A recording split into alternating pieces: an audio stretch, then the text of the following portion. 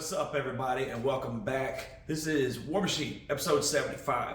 Back working on this front end, trying to get this suspension squared away. I think it's kind of ironic because right now it is super cold right here, but in this footage, apparently it was in like June, so I'm wearing shorts and short sleeves. So let's enjoy looking at me with a little tan and a little color in my face. Let's get to it. All right, so you can kind of see where I got my line kind of roughed in here. Just basically take the cutoff wheel. I just basically kind of, held my hand up and kind of eyeballed where I was on the other side, and that's where I'm gonna do it over here. You can see I got my plate all tacked in place here. So just gotta cut this out, and then we'll bolt the bag down over here and see what kind of clearance we got, see if I've got to go anymore. Got the other side cut out already, so, just keep it rolling.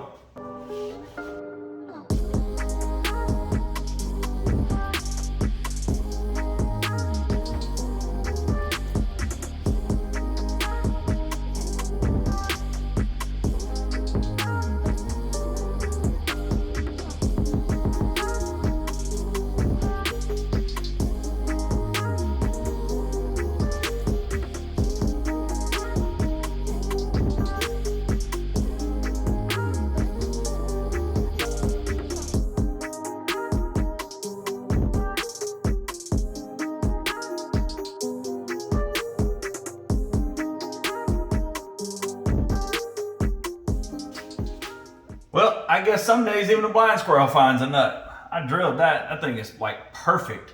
Like right there, if I pull that bag down as far as I can, all the way tight, I got a nice little bit of clearance there. Plenty of clearance for the fitting in there. Everything, I'm in really good shape. I'm really happy with the clearance I've got right here. If I can come straight down, weld that guy, I'll extend mine all the way down to here, welding that in. Same over here, I got good clearance on that side, so this is gonna work out really nice actually. So all I really gotta do on this cut is just kind of clean it up. I'll just kind of round him out just a little bit here. I mean, it's still pretty strong. I'm pretty happy with that. So that's really nice. So now I just gotta start working out, how I'm gonna make this guy right here. I really like this design like this. What I'm gonna do though is I'm actually gonna make it where I can, the back of it will bend down as well and tie into the top of the frame rail there. I'm not just gonna weld it here. I wanna tie it to the top of the frame rail, so it doesn't have that leverage to just roll in. So gonna have to sit down and work out how I wanna design this guy. So basically, kind of what I'm thinking, I'm gonna use this same basic shape of this one because I really like that.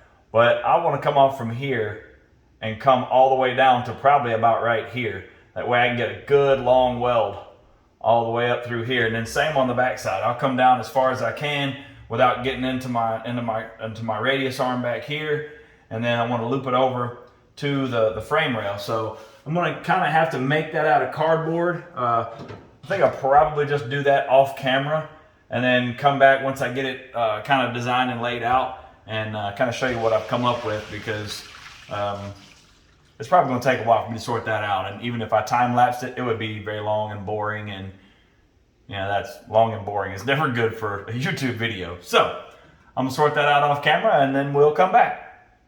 All right, well, after a little bit of staring at this bracket and the frame and a big pile of cardboard and a lot of pondering and thinking, back to ye old whiteboard. So basically, I've got this bracket that came with the airbag kit that I bought. When I got the airbags, they just come with mount brackets. Whatever, cool. I just figured part of it. I hadn't intended on using it, but I actually really like the shape of it. I do like it's already got the holes cut and for the air fitting and the bolts, which is nice. Less holes I got to drill and make anyway. The shape of it is actually really good, but it just doesn't come down as far as I'd like.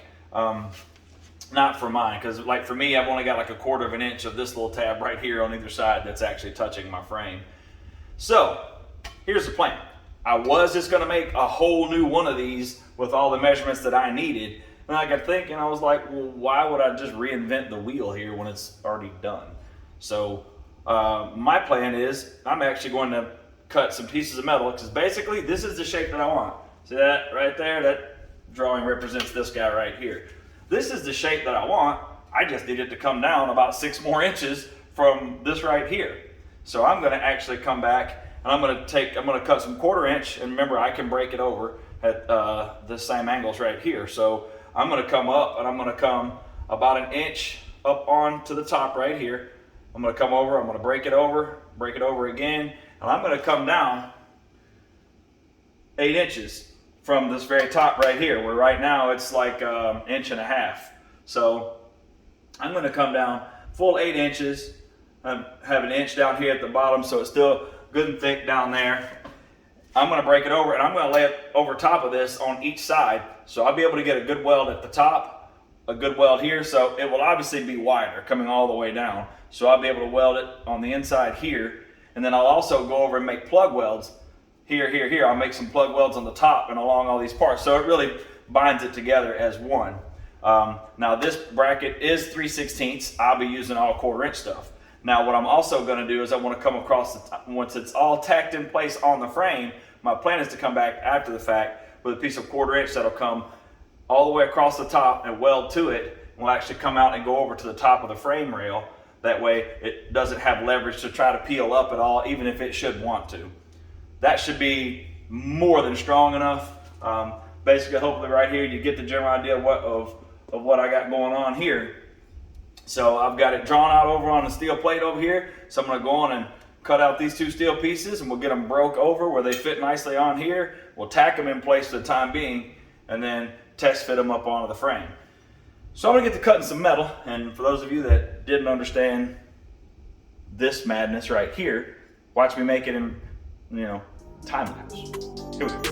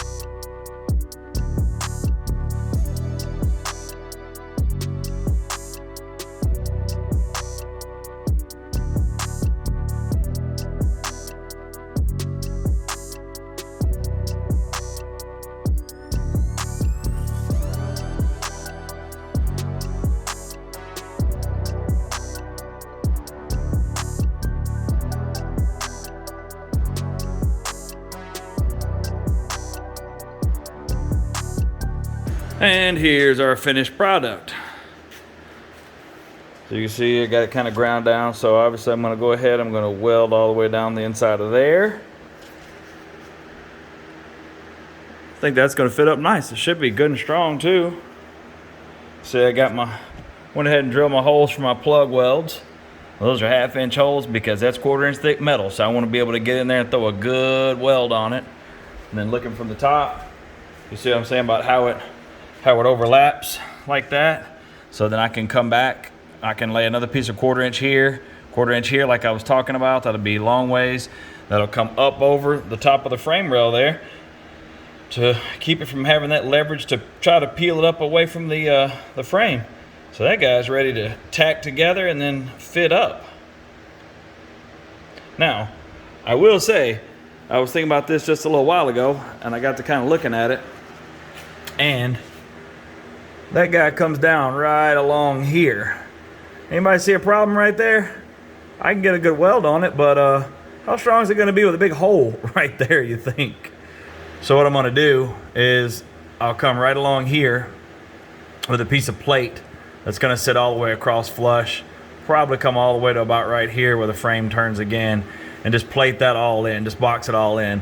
That way once this guy lays down here, I can get a good weld on it, and I'll have a good solid piece of 1/4 inch plate there welded to the frame, because the amount of leverage that it would cause, even if I get a good weld right here, I mean, this does create kind of a weak point where it could try to pull on me. So I'll go ahead and I'll just put me a piece of plate, cap that over on both sides, and then should be good and strong. So I'm going to tack together this bracket, and I'm going to come back, clean all this off with a grinder, and see about making a piece of plate that'll fit that.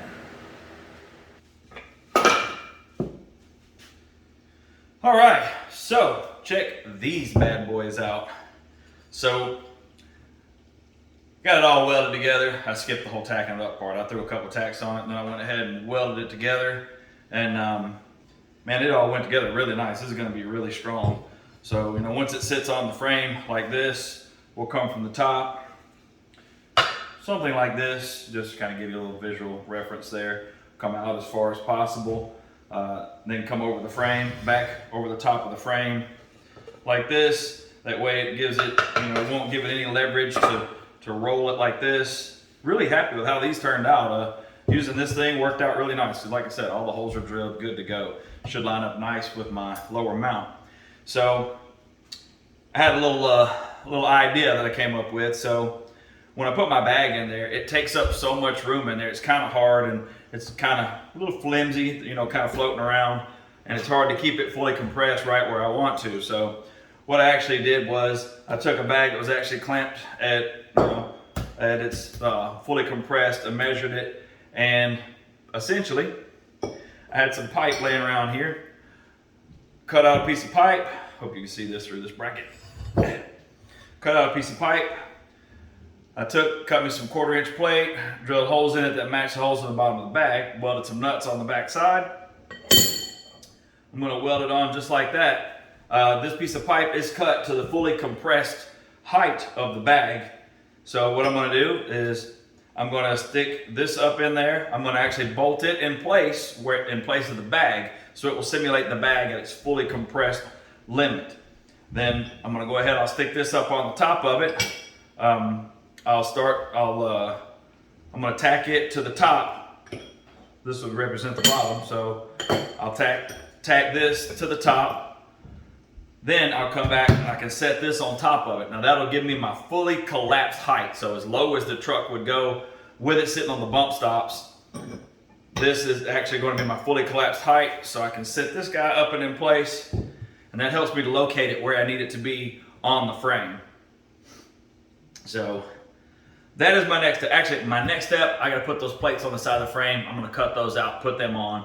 Then we'll come to this, and I'll show you, you know, kind of how and what I'm doing as I'm doing it, as usual. So right now I'm going to go clean up the frame, cut those little plates, and we'll cut those out of some 1/4 inch plate, throw them on there, weld them on. That way we'll be ready to go with this here in just a few minutes.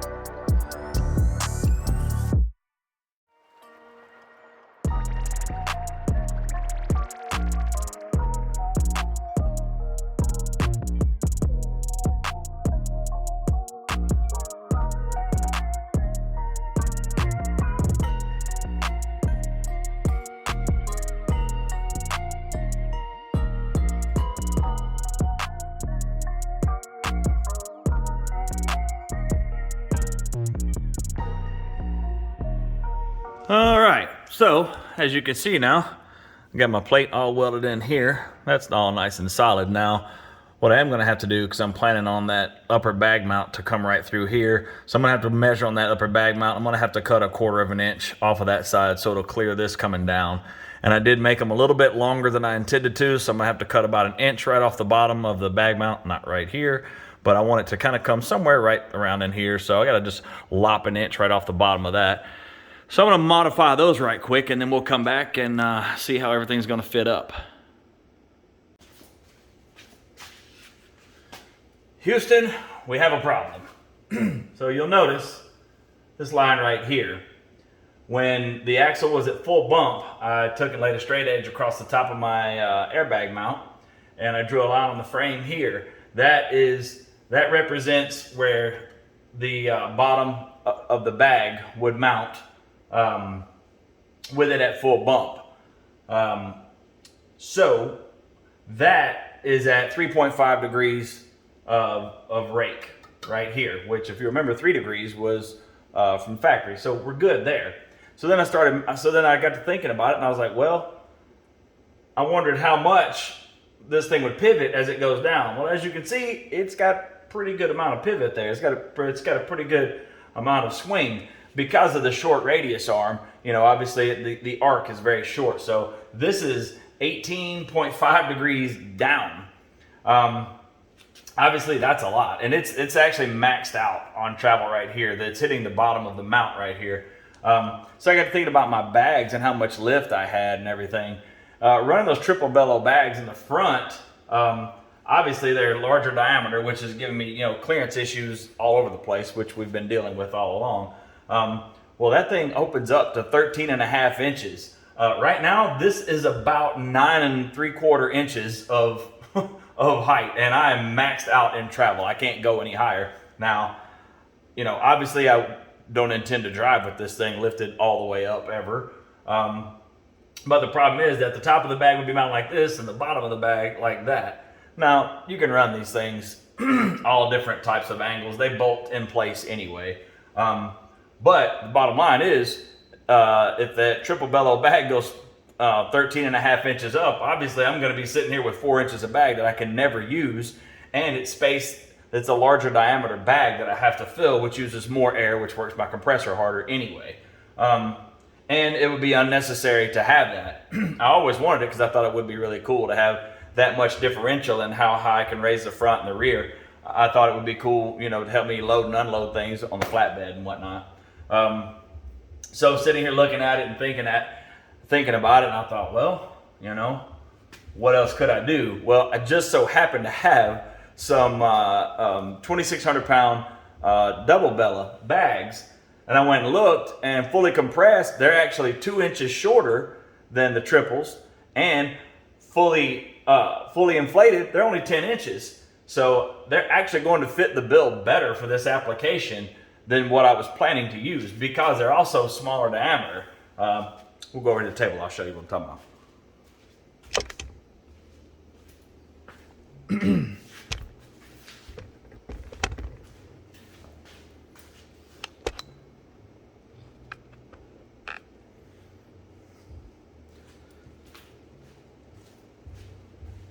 All right, so move this joker out of the way and that guy. So this triple bellow bag that I was wanting to use, almost 8 inches in diameter, good bag. I'm sure it will work fantastic for what I'm wanting to do with it. I can still use it there if I want to. I mean, I've already made all the clearance and everything for it. I just know that I can only go so high, you know, versus this. Look at this guy. Now it is 1/2 inch port, same as this one, so it should be just as fast. Actually, it will probably be faster because it will take a lot less air to fill this up than it would to fill this up. Capacity is not going to be a problem. You're going to understand why here soon enough. But this is just both of them sitting here like this. I mean, it's a pretty dramatic difference in size. Like, you see the diameter of it. This will definitely fit in there with a lot more room to clear both the frame rail and the top of that ball joint where it comes through there. So The only difference that I've really found so far is the spread on the bolt holes on the bottom. They both take 3 bolts to hold them in place. Obviously, 3 bolts here are a lot wider apart than the 3 bolts here. So I'm gonna sit back, kind of take a look at them. Like I said, they're both rated for the same weight, 2,600 pounds a piece. That gives me 5,200 pounds of lifting capacity for the front. That should be more than adequate for the front of this thing. The back is what carries, the brunt of the load anyhow. So I'm gonna have to kind of sit down and take a look at this and figure out exactly what I want to do here. Because obviously I've already got the plates welded tacked to the tops of on the tops of the radius arm mounts that bolt this to it. So I'll have to cut those off, make some new ones that'll fit these bolt holes right here, which there again, it's not the end of the world. It's just a couple of, flat pieces of 1/4 inch plate. So I'm gonna sit down here for a few minutes and I'm gonna figure out the pros and cons of running one over the other, and we'll come back and see what I figured out. Well, you're gonna have to stay tuned to see what I come up with. This is just one of the many, many small issues that arise when building a custom vehicle, as most of y'all all already know. We'll push through it just like we push through everything else. As always, if you made it to this point in the video, thank you so much for watching. I appreciate it. I hope you like the content. I hope you like watching me build this thing. It's been a super cool project, and we still got a good ways to go, but steadily pushing through. When I look back at what we've already done, it's unbelievable. Man, I'm just looking forward to wrapping this dude up. So if you like it, click the like, subscribe, hang out, stay a while, watch me build the rest of this thing. If you don't like it, I don't care, hate watch. That's fine with me too. I'm good with that either way. So thanks for the support. We'll see you in the next one.